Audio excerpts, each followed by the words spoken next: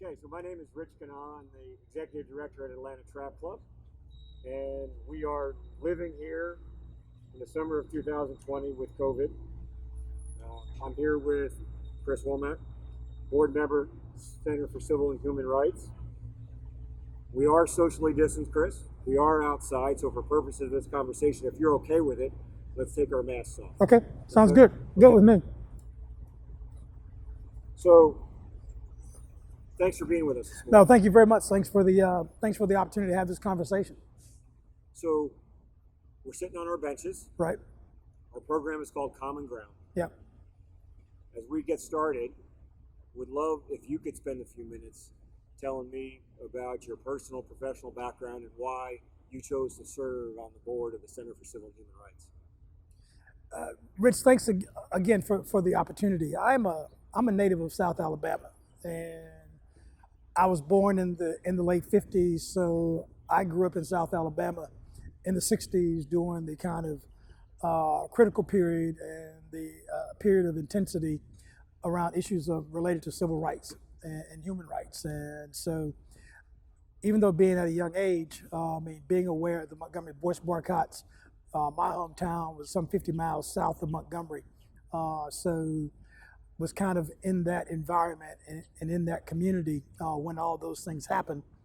And Dr. King came to churches in my town, so being very familiar with a lot of the issues that we dealt with back in that period, and even saw and even lived. I think many of us saw the story about the Green Mile, and I lived the Green Mile. I grew up with my grandmother and my mother, and my grandmother had children that lived in Chicago and Detroit, and so we would make those journeys from Alabama to Chicago. And I never really paid attention to the limitations on places where we could stop to get gas or places where we could stop to eat. And we drive 16, 17 hours, and we never gave any consideration to stopping at a hotel to spend the night because there was not a hotel where we could stay. So those things were those issues were very important to me. I saw auto mechanic shops in my hometown that had separate bathrooms, separate waiting rooms, doctors' facilities that had separate waiting rooms, one for coloreds and one for whites. So kind of grew up in a period where I was very aware of segregation, racial issues related to civil rights, and so that's always been something important to me and something that I have paid attention to. And even as I have progressed throughout my professional career, always paid attention to and kind of advocated for issues related to civil rights, human rights, just individual freedoms, to give people the opportunity to gain equity, but also gain equality. And so the Center for Civil and Human Rights kind of fits within my wheelhouse in terms of a lot of things that I care about. So I'm glad to be engaged and glad for the facility to be here and for the center to be here to talk about and advance these issues. And how long have you been here in Atlanta? I've been in Atlanta since 1998. I started my career with Southern Company in Birmingham, Alabama. So I worked there for 10 years and before I moved to Atlanta in 1998. Got it. Yeah. So if we take a step back for a second from the center where we are right now, Right. And your and I's background, and just speak about Atlanta Track Club. Right. So Atlanta Track Club is a 55-year-old nonprofit. Mm-hmm. We have a history of being apolitical, nonpartisan, and not engaging in topics outside of our mission, Yep. which is to impact health and wellness through Right. Then the spring happened. Right. And the news around Ahmaud Arbery's death, murder, Mm-hmm. happened. And that gave us the opportunity to enter a conversation that we have never entered before because Mm-hmm. he was running when he was killed. Right. And at that time, we said that we're going to invest ourselves in listening and learning so that we can potentially lead this conversation in the running community we call Running City USA here in Atlanta. So that's how we got to Yeah. this common ground Yeah. conversation. So brings me to my question is, when you hear the words common ground with your background, Yeah. what does that mean to you? What do you hear? I mean, it's I think it's a wonderful, simple phrase that says we all stand on shared values, on a shared foundation, and we have so many things that alike than different, and so we're here with this great commonality, and let's stand on it, and let's recognize the common ground that we share and that we experience. I mean, you could go a lot of ways with it, but in essence, it speaks to the commonality that we are, and that other than the the color of our skin being different somewhat, there's so many other things that we have in common, and let's find that common ground and how we use that common ground to advance us to a point where we don't let skin color get in the way of us advancing society and being much better. So yeah, I mean, I love the phrase. So speaking of common ground, Yeah, we've got some common ground in that we both sit on the Atlanta Sports Council. right. So I've listened to you speak passionately on a number of topics. Yeah. I think one of them. But you are clearly passionate about sports. Yes. Are you a runner yourself? I used to be. My knees can't stand the pain these days. Yeah.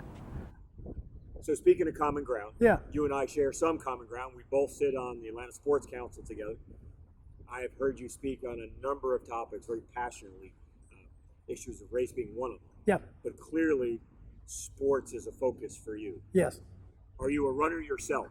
I used to be. I've gotten to that age now where my knees don't like it when I pound that much. So I do a lot of walking now. I'm on the bike a lot. So I find other ways to move other than running. I'm glad to hear that. So years ago, we expanded our mission from running to running and walking, Yeah. understanding that we all have seasons of life where we're moving slow, moving faster, Yeah. and then we move differently. So it is a big tent that we try to operate in here in Running City, USA. Back to sports. Yeah. In the summer we're in the week that we're having this conversation, we are seeing athletes, teams, and leagues enter a conversation on race like never before. Yep. What are your thoughts on this? Does this signal something different in terms of the force of this? There's no question there's something different that's happening. Many years, from the Jackie Robinsons to the Muhammad Alis to other athletes, there's always been this debate about what role do they play in politics, what role do they play in kind of civil society. And so some have felt that they should, and then others, be it Michael Jordan, be it Tiger Woods, I mean, they have thought they shouldn't. And so there's this ongoing debate about the role of athletes in this civil discourse that we're currently experiencing. And I think we're at a place now where I think athletes are saying, we have this incredible audience, we have this incredible platform, we have these people of all races and colors and creeds that cheer for us when we're on the court, when we're on the field. I think they're saying that we want those same people to cheer for us when we're not on the field, when we're not in the arena of sports. Cheer for us every day throughout life.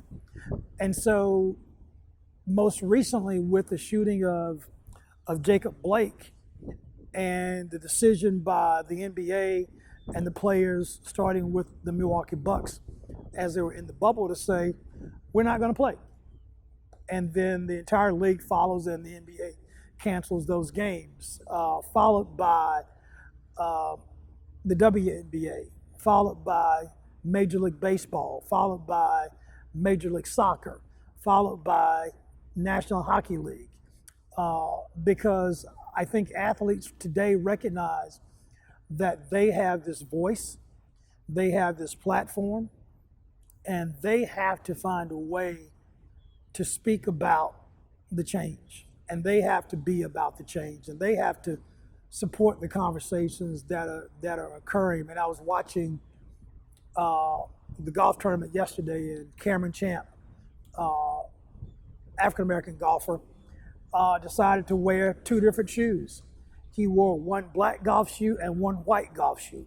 So individuals in sports are finding ways to speak to these issues, to advocate for these issues, and to make sure these issues are being talked about. And it gets back to what you said earlier about how we have these conversations, because I think one of the reasons why we're at this point today, and these issues have gone on for so long, is that people have been silent, and particularly white people have been silent for far too long.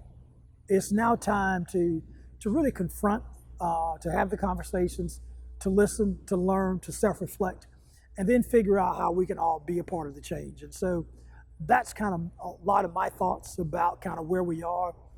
And sports plays an important role. I mean, one of the conversations I have with Jill Savitt is what role does the center play in having conversations about race in sports?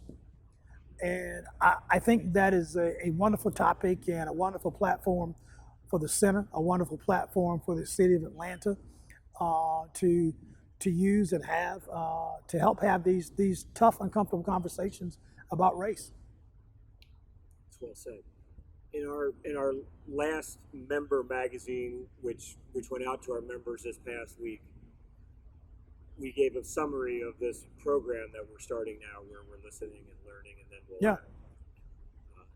and in there, I said to those members who I've heard from, and it's not a lot, but we've got 34,000 members, 125,000 people who participate in our events each year. Mm-hmm. But some say, hey, wait a second. I signed up for a running organization, not a lobbying organization, not a political organization, not a human rights organization. You have now stepped into an area that you need to be really careful about.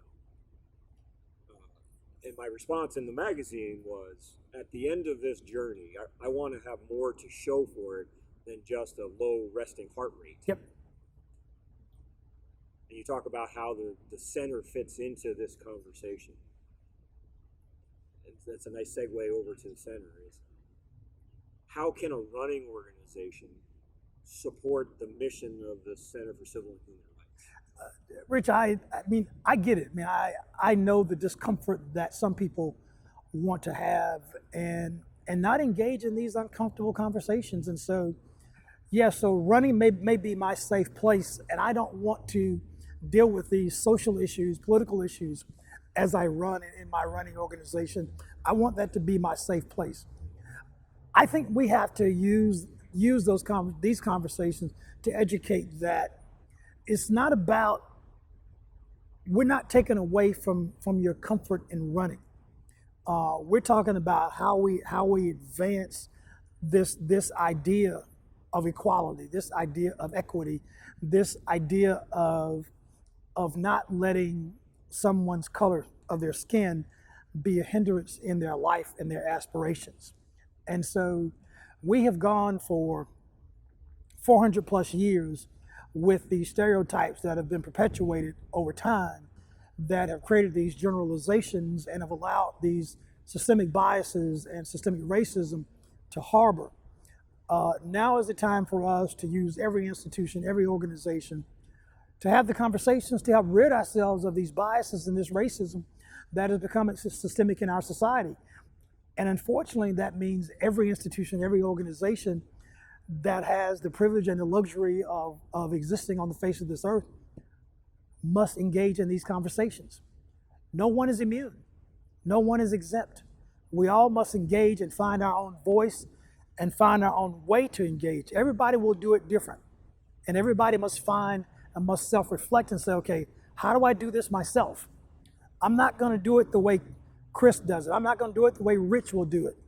I'm not going to do it the way LeBron James will do it. Everybody will do it different, but I think everybody must find their voice, find their purpose to be a part of the change that must occur. Again, well said. Putting words in your mouth. At this point, in this time, you're complicit if you're silent. We can't be silent. I mean, we can't be silent, and that's one of my, as I talk to a lot of my white friends, and I got a lot of them, and we have wonderful relationships, but that's my challenge to them. You can't be silent. Silent is being complicit. And find your voice, find your lane, find your space, find your comfort zone. Don't be afraid to speak. If you're uncomfortable and not sure about what to say, call me, call somebody else, but don't be afraid about saying the wrong thing, okay? And don't let that fear reinforce and perpetuate your own personal silence. Now is not the time to be silent. So we have one of our board members in one of these common ground conversations last week had a conversation with one of the legislators who co-sponsored the recent hate crimes bill here in Georgia. Mm-hmm. And in that conversation, our board member, who happens to be a black man, spoke about his daily routine. Lives in an in-town suburb and runs every morning before the sun comes up. And he talked about the routine that he needs or feels as if he needs to go through to identify himself as a runner, meaning bright fluorescent clothes, a blinking light, make sure he has running shoes on, and he runs in the street and not on the sidewalk. Right. And to just help explain his daily reality, because he fears for his own safety when he goes out for a run. That, again, ties back to our mission. And that's so powerful for runners to hear that. Right. In your experience in sports, do you have any stories like that help frame up for again, the white guy sitting across from you that can help? It's fascinating because I have a lot of stories, but one that I had earlier this year, even before George Floyd's killing, and I had the conversation about walking in certain neighborhoods and simply not feeling comfortable walking in certain neighborhoods because being afraid of what some of the reactions may be for some of the residents in terms of me walking through the neighborhood. If they didn't know me, how that would go down. And so I understand what the gentleman, how he felt. And that's something that we must pay attention to. I was a baseball player growing up. And baseball, and I love baseball. Baseball has had its periods and continue to have its challenges around race. And so, I think early on, a lot of whites felt like baseball was their sport. And so we had the Negro League, and then Jackie Robinson broke down the color barrier, and Josh Gibson and Papa Bell. A lot of folks, a lot of guys came into the league. But growing up for me, and I was a good baseball player, but trying to play with white guys and be a part of white teams was not something that was always encouraged. And I know many times, even though I may have been the best player, I may have been the best second baseman, I could turn the double play better than anybody, I was not given that opportunity. I was given the opportunity, and some guy gets on in the late innings and he's slow, so let's put Womack in because he's black, clearly he can run fast. And I was not a fast runner, but that was the perception. So I got in the 7th or 8th inning to try to go steal the base, but I wasn't afforded the opportunity to start the game at second base, even though I was the best second baseman on the team. So I can go through many of those stories, many of those, I think, stereotypes and systemic racism that I experience even in sports. And sports is wonderful, and it's been a platform for many African Americans to make a decent living and to change their lifestyles and lift up their entire family. At the same time, Sports has a very difficult past in terms of how it too has contributed to some of the racist stereotypes that exist in this country today. So you're a baseball guy, so Yeah. you like stats, right? So baseball is I all do. about stats, I it's do. all about numbers. Yeah. As this conversation and these actions either continue or start for an organization like Atlanta Track Club. Yeah. Now, I look to learn from organizations like the Center for Civil and Human Rights. How does an organization like this measure its success from month to month or year to year? It's a number of different ways for me. I mean, I think it's attendance is one in terms of how many people are coming through the center to view the exhibits, to participate in the sessions, because I think that has the opportunity to have people experience the past and learn from the past and learn about not just civil rights, but also human rights all across the country, sex trafficking, a lot of different civil and human rights issues that have occurred across the country. So yeah, one is attendance. I think one of the things they're doing now is just a lot of diversity, equity, and inclusion work that they're offering to companies like mine at Southern Company and other companies to have sessions with their employees and create these conversations, because I think, once again, that's how we will get through this. There are a lot of tactical things that people will do. They'll go hire people, they'll increase representation, they'll do more business with minority businesses and business with people of color. And all that is wonderful and all that needs to be done.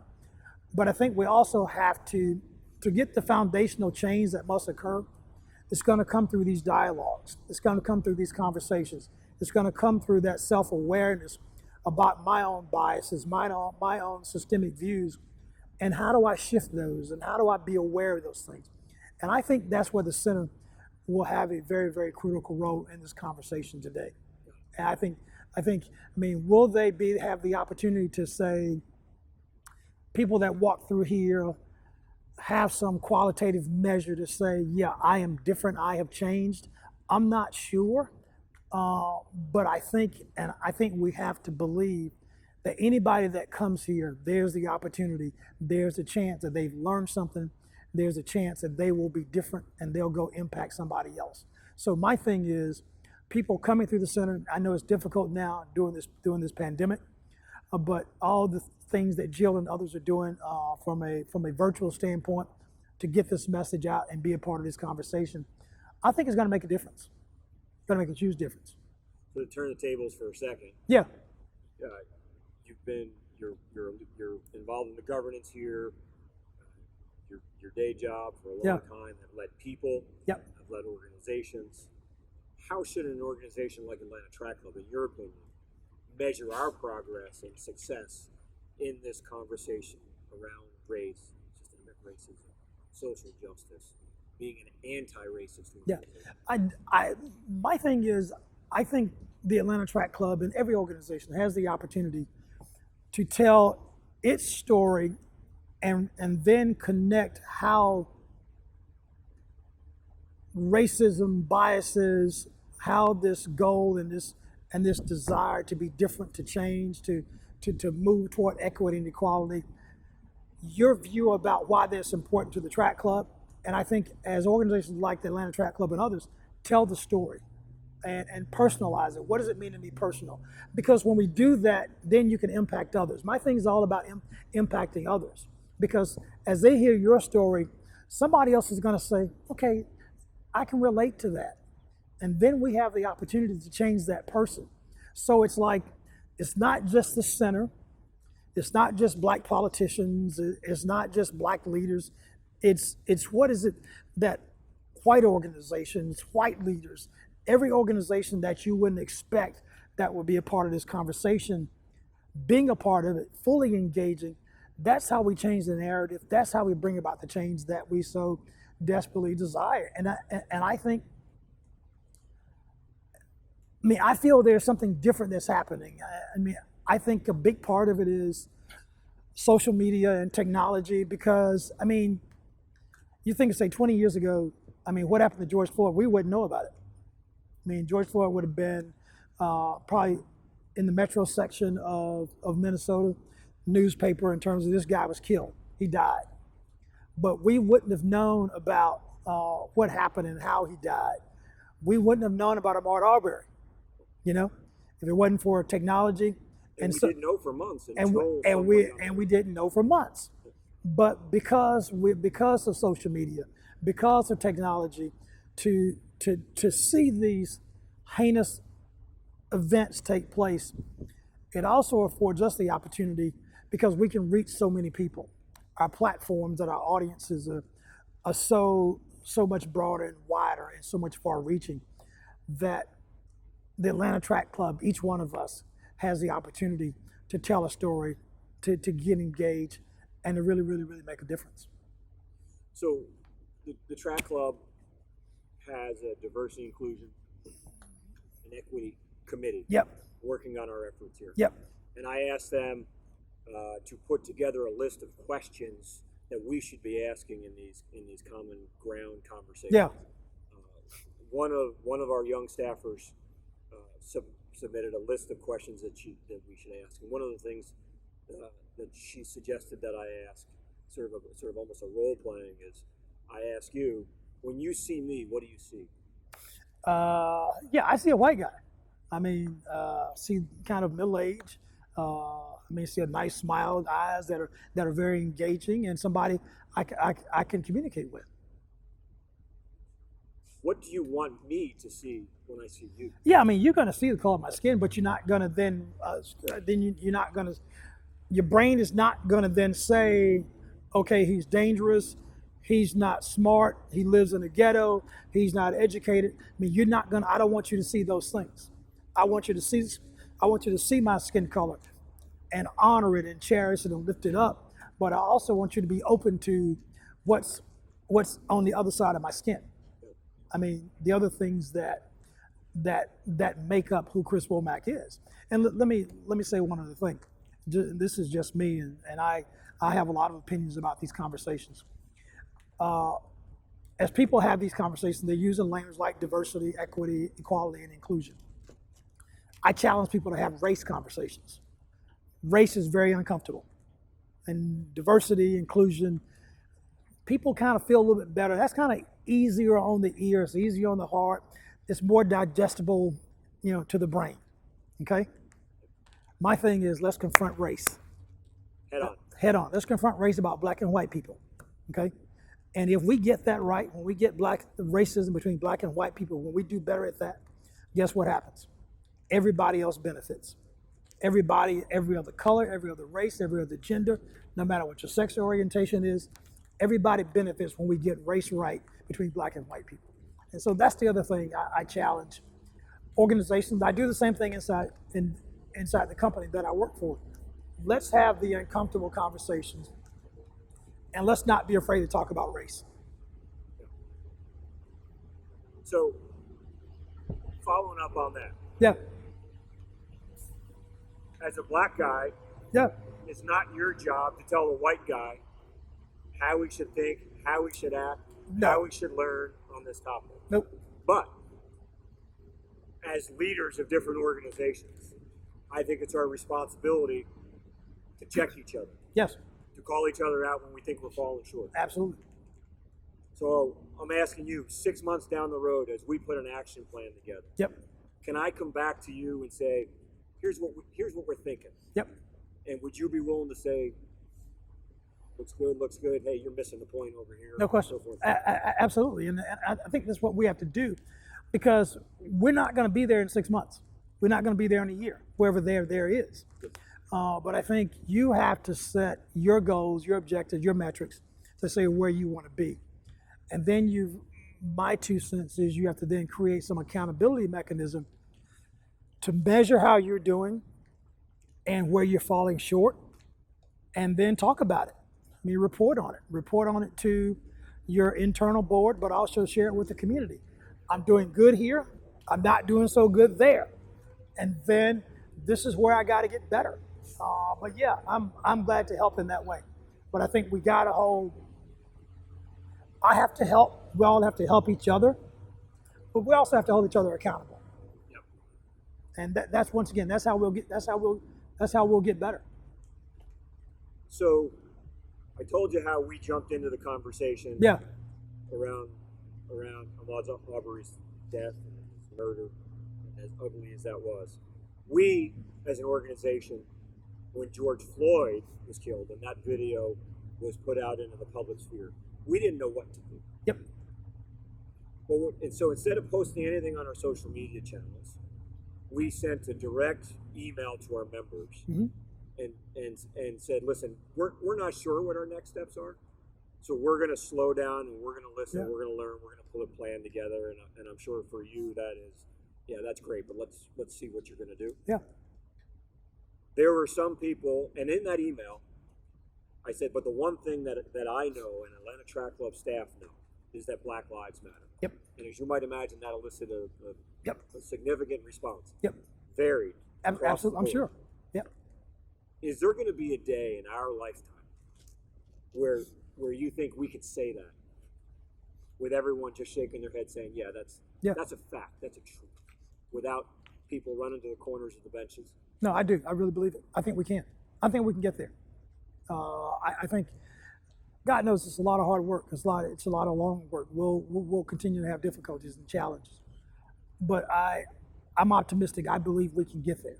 I believe we can make incredible improvements and sustainable improvements to get us closer to that equity and equality that we so deeply desire. I think we can do that. I share your hope. Yeah.